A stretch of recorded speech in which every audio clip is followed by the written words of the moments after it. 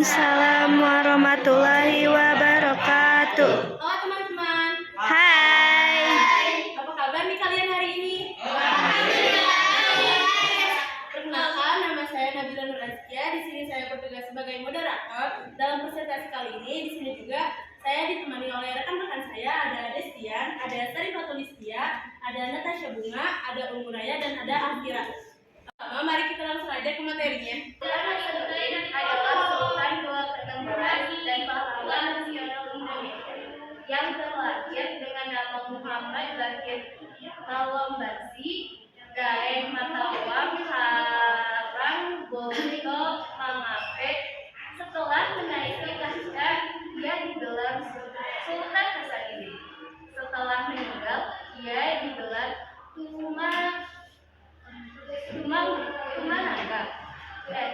Bala Mahana. Kerajaan Makassar merupakan salah satu kerajaan besar yang berdiri di Sulawesi Selatan. Penyebab perang Makassar. Makassar merupakan pusat perdagangan dan pelabuhan strategis di wilayah Sulawesi. Hal itu membuat musisi dengan FOC milik Belanda ingin menguasai wilayah Sulawesi Selatan, terutama yang dikuasai Kerajaan Gorontalo. Beberapa kali FOC datang ke Kerajaan Gorontalo untuk berunding dan meminta diberikan hak monopoli. Namun sejak era Sultan Khalid Said 1639-1693 hingga Sultan Hasanuddin 1693 sampai 1669, VOC tidak pernah diizinkan melakukan aktivitas dagang di wilayah Makassar. VOC kemudian melakukan rapat Batavia pada 5 Oktober 1666 untuk membahas permasalahan tersebut. Rapat tersebut menghasilkan keputusan untuk segera mungkin menaklukkan kerajaan Gorontalo dan merebut Makassar. Tujuan adu domba terlibat dalam urusan internal kerajaan-kerajaan di Nusantara adalah VOC ingin memecah belah kekuasaan kerajaan-kerajaan pribumi. Perjanjian Budaya menjadi salah satu bukti sejarah rakyat Sulawesi Selatan dalam Monomogalari Olandi Belanda. Perjanjian Omaya berisikan tuntunan VOC dan arus kalahkan terhadap kerajaan Showa dari abad ke-17. Isi perjanjian budaya. Yang pertama, VOC diperbolehkan memonopoli perdagangan di kawasan Indonesia Timur. Yang kedua, semua orang asing diusir dari Goa Talo kecuali VOC. Yang ketiga, Goa Talo mengganti kerugian perang. Yang terakhir, beberapa wilayah kekuasaan Goa Talo diserahkan kepada VOC. Nah, ada kronologinya. Kronologi pada 24 Oktober 1666, Angkatan Laut VOC berangkat ke Makassar di bawah pimpinan Laksana Cornelis Spelman.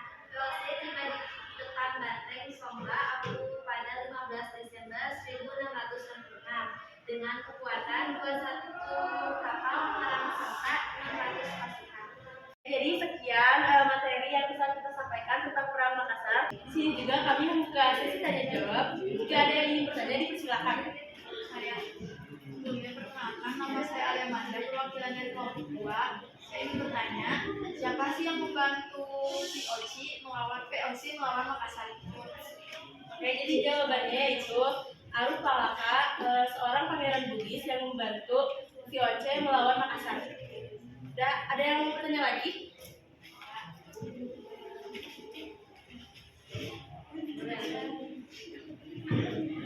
Sebelumnya perkenalkan, nama saya Muhammad Ibnu Syarul Irfani dari kelompok 6. Mau bertanya, kenapa Sultan Hasanuddin dijuluki sebagai ayam jantan dari timur? Oke, jadi jawabannya karena semangat dan keberaniannya menentang monopoli perdagangan rempah-rempah yang dilakukan oleh VOC. Yang mau bertanya lagi? Perkenalkan, nama saya Arini dari perwakilan kelompok 1. Apa penyebab utama Sultan Hasanuddin menggerakkan pasukan untuk melawan FOC pada tahun 1665? Baik, terima kasih atas pertanyaannya. Jadi jawabannya karena VOC ingin menguasai rempah-rempah yang ada di perairan Sulawesi dan di Maluku. Selanjutnya ada perang dari Aceh. Pada tanggal 23 Maret 1873, Belanda menyatakan perang kepada Aceh dan mulai melepaskan tembakan meriam ke daratan Aceh dari kapal perang Citadel van Antwerpen. Perang Aceh pun meletus. Pada perang Aceh pun meletus. Pada perang pertama 1873 sampai 1874, Aceh yang dipimpin oleh Panglima Khalid dan Sultan Mahmud tempur melawan Belanda yang dipimpin Johan Herman Udaf Lahrer. Saat itu Belanda mengirim 3.198 prajurit. Lalu pada tanggal 8 April 1873, Belanda mendarat di pantai Cerengan di bawah pimpinan Lahrer dan langsung bisa menguasai Mesir Jaya, Baituman dan membakarnya. Kesultanan Aceh dapat memenangkan perang pertama. Ibrahim Lamia yang bertarung di garis depan kembali dengan sorak kemenangan, sementara Lahrer tewas tertembak pada April 1873. Pada tahun 1874 sampai 1880 di bawah pimpinan Jenderal Van Swelten, daerah Namibia dapat diduduki Belanda pada tahun 1873, sedangkan Keraton Sultan jatuh pada tahun 1876. Perang dilanjutkan secara gerilya dan dikabarkan perang Fisabilillah sekitar tahun 1875. Tengku Umar melakukan gerakan dengan mendekati Belanda dan hubungannya dengan orang Belanda semakin kuat. Pada tanggal 30 September 1893, Tengku Umar dan pasukannya yang berjumlah 250 orang pergi ke Kutabeja dan menyerahkan diri kepada Belanda. Belanda sangat senang karena musuh yang berbahaya mau mereka, sehingga mereka memberikan Tengku Umar. Gelar Tengku Umar, Johan pahlawan dan menjadikan komandan negeri pasukan Belanda dengan kekuasaan penuh. Tengku Umar merencanakan untuk menipu Belanda, meskipun ia dituduh sebagai pengkhianat oleh orang Aceh. Din berusaha menasihatinya untuk kembali melawan Belanda, namun Tengku Umar masih terus berhubungan dengan Belanda. Umar lalu mencoba untuk mempelajari teletik Belanda, sementara pelan-pelan mengamati sebanyak mungkin orang Belanda di unit yang ia kuasai. Ketika jumlah orang Aceh pada pasukan tersebut cukup, Tengku Umar melakukan rencana palsu pada orang Belanda dan mengklaim bahwa ia ingin menyerang basis Aceh. Umar dan Jum'adin pergi dengan semua pasukan dan perlengkapan berat, senjata dan amunisasi Belanda, lalu tidak pernah kembali. Pengkhianatan ini disebut Hertford Panzer. Cemar pengkhianatan Tengku Umar, Jum'adin lalu memimpin perlawanan melawan Belanda di daerah pedalaman Mongolaban bersama pasukan kabainnya dan mencoba melupakan Jaminya. Pasukan ini terus bertempur sampai kehancurannya pada tahun 1901 karena tentara Belanda sudah terbiasa berperang di medan di daerah Aceh.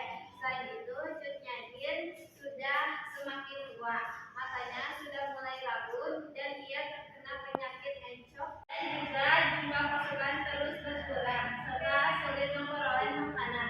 Hal ini membuat pasukannya, anak buah Jum'adin yang bernama Pahlawan, melaporkan lokasi markas